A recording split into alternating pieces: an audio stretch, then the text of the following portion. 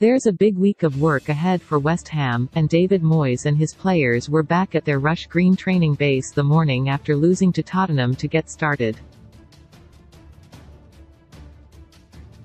Lose to Nottingham Forest at the London Stadium this Saturday, and the Hammers board, so far reluctant to replace their manager, will have a decision to make on Moyes. Every other team in the Premier League's bottom six has changed their head coach. Southampton have even done it twice, but West Ham have held off.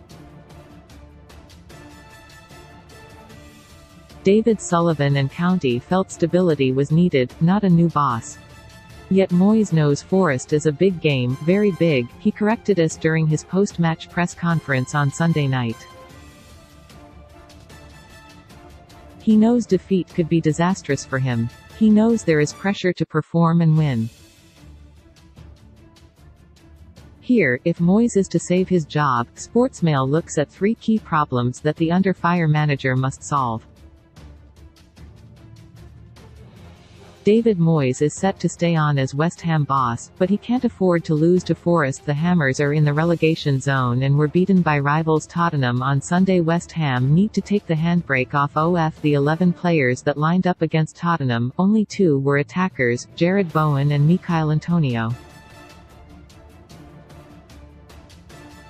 Otherwise it was a team of 5 defenders, and 3 defensive midfielders. West Ham were favouring 4-2-3-1 earlier in the season until Moyes felt they needed to make themselves harder to beat and so changed to 3-5-1-1. Yet against Tottenham, it was all too predictable, too defensive, too passive. It looked like football played with the handbrake on when if you want to win, you need to take it off. Antonio was all on his own up top. Watching long balls be launched towards him over and over to no avail made you think of Albert Einstein's definition of insanity. Bowen tried to support Antonio, but primarily, West Ham's plan was to stifle Tottenham.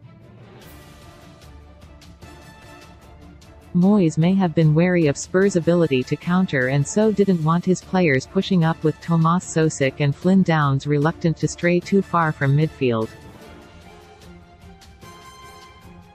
But Declan Rice hinted at dressing room frustration towards these tactics after Sunday's loss by Tottenham when he said, "When you play with 5 at the back and the 3, like we set up today, maybe our strikers felt a bit isolated when we got the ball up to them, they didn't really have enough around them, not enough support."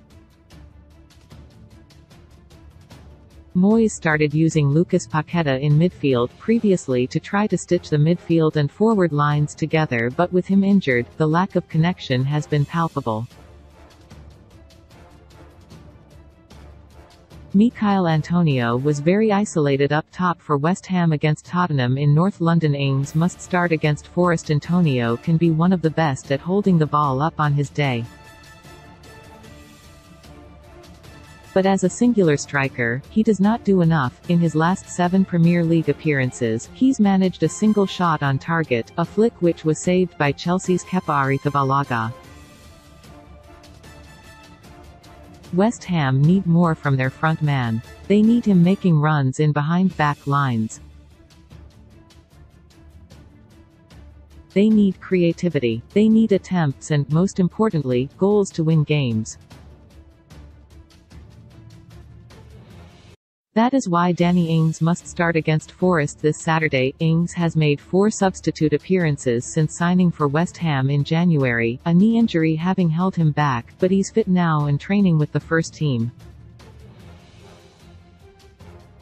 That needs to be a focus of this week's work, how to get Ings into positions where he can do what he's done for so many Premier League clubs before West Ham.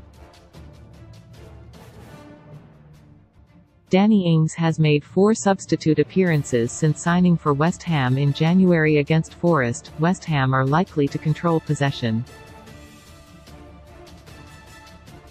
They managed one of their highest percentages of the season in the reverse fixture, a 1-0 defeat in which Rice saw a penalty saved. Whoever is in West Ham's midfield need to be on the front foot and thinking about playing passes in behind, because Ings will be making those runs. Pablo Fornals and Said Benrahma will be itching to start, feeling they can provide that creativity. So too will Manuel Lanzini, though he has not appeared in the Premier League since November and is frustrated at being frozen out. When West Ham wrote, "Not our day," in an Instagram post on Sunday night, Lanzini's wife Jennifer Reina replied, "Put Lanzini on and it's your day." Hammers suffering at set pieces away from the lack of passion shown by the players in a London derby against Tottenham. One other area that is alarming is West Ham's Premier League rankings from set pieces. In the previous 2 seasons, they ranked 3rd for headed goals. This season they rank 20th.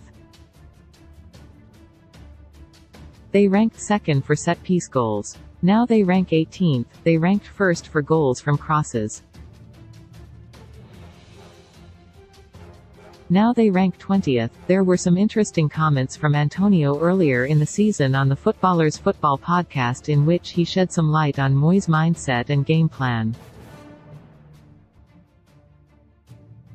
"That's one thing with our gaffer, literally, he loses his mind over keeping it tight," Antonio said.